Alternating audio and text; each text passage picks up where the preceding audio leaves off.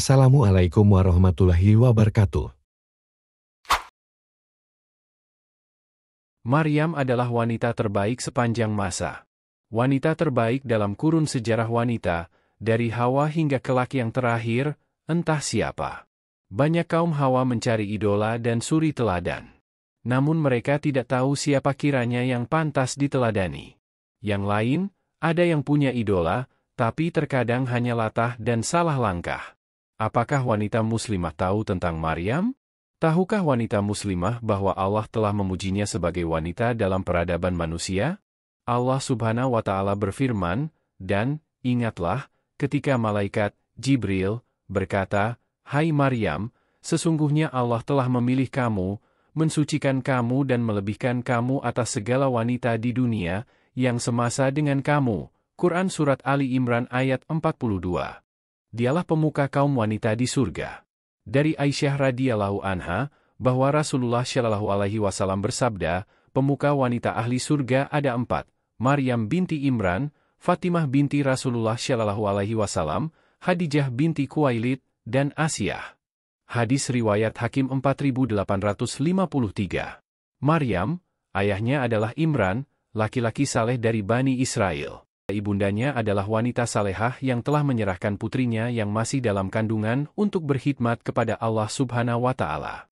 Dan ingatlah, ketika istri Imran berkata, "Ya Tuhanku, sesungguhnya aku menazarkan kepada Engkau anak yang dalam kandunganku menjadi hamba yang saleh dan berkhidmat di Baitul Maqdis. Karena itu terimalah, nazar, itu daripadaku. Sesungguhnya Engkaulah yang maha mendengar lagi maha mengetahui." Quran Surat Ali Imran ayat 35. Dan putranya adalah seorang rasul dari kalangan ulul azmi, Isa bin Maryam. Masa kecilnya. Imran, ayah Maryam wafat saat anaknya ini masih dalam kandungan ibunya. Atau ia wafat bersamaan dengan kelahiran putrinya. Ibu Maryam berdoa agar anaknya tidak diganggu oleh setan. Sehingga saat Maryam dilahirkan, setan tidak diperkenankan untuk mengganggunya. Rasulullah Shallallahu alaihi wasallam bersabda, "Sebelum lanjut, follow dan subscribe akun dakwah gaib, semoga Allah panjangkan umur dan dilimpahkan rezekinya, untuk kita semua." Setiap anak manusia pasti diganggu setan ketika dia dilahirkan, sehingga dia teriak menangis, karena disentuh setan. Kecuali Maryam dan putranya. Hadis riwayat Bukhari 4548 dan Muslim 2366. Lahirlah Maryam dalam keadaan yatim. Namun karena keberkahan dari kesalehan kedua orang tuanya, banyak ahli ibadah di Baitul Maqdis yang hendak mengasuhnya. Kemudian Nabi Zakaria yang menjadi pengasuh Maryam. Karena kedekatan hubungan keluarga. Wanita salehah yang menjauhi gangguan laki-laki. Allah memuji Maryam dengan wanita yang benar. Allah Ta'ala berfirman, Al-Masih putra Maryam itu hanyalah seorang rasul yang sesungguhnya telah berlalu sebelumnya beberapa rasul, dan ibunya seorang yang sangat benar. Quran Surat Al-Maidah ayat 75. Maryam sangat menjaga kesucian dirinya. Ia tidak sembarangan berdekatan dengan laki-laki yang bukan mahramnya.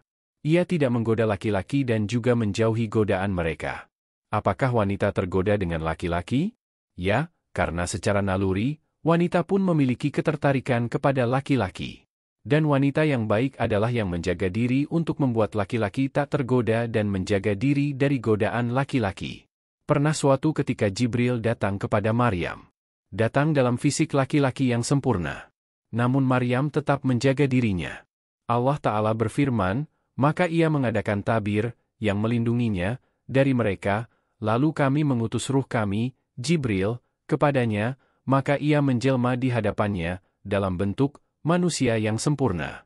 Maryam berkata, "Sesungguhnya aku berlindung daripadamu kepada Tuhan yang Maha Pemurah, jika kamu seorang yang bertakwa." Quran Surat Maryam ayat 17-18. Melihat laki-laki yang sangat sempurna ketampanannya, Maryam tidak terkecoh dengan merendahkan dirinya mencoba menarik perhatian laki-laki tersebut.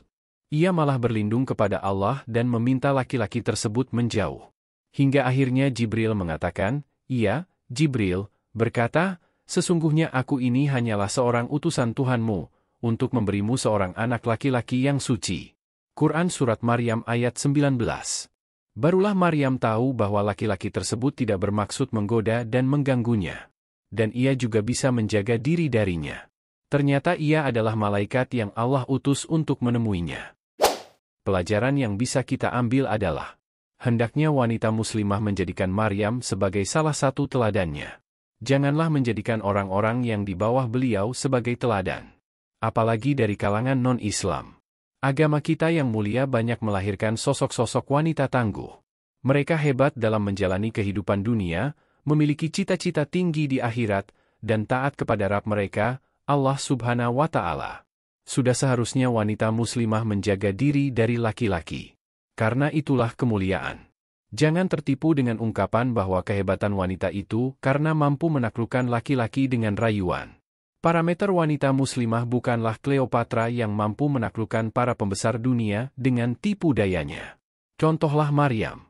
Terutama di zaman interaksi laki-laki dan perempuan hampir tak ada batas. Maryam yang sudah Allah sebut langsung sebagai wanita yang terpilih, wanita baik-baik, wanita yang disucikan, namun masih enggan berdekatan dengan laki-laki karena takut tergoda. Ia takut kalau berdekatannya dengan laki-laki akan menimbulkan sesuatu yang Allah haramkan. Lalu bagaimana dengan wanita muslimah sekarang? Wanita muslimah saat ini bukanlah termasuk yang disucikan oleh Allah. Semestinya lebih pintar menjaga diri mereka. Wahai saudara muslimah, mintalah taufik dan pertolongan kepada Allah, mintalah kepadanya penjagaan.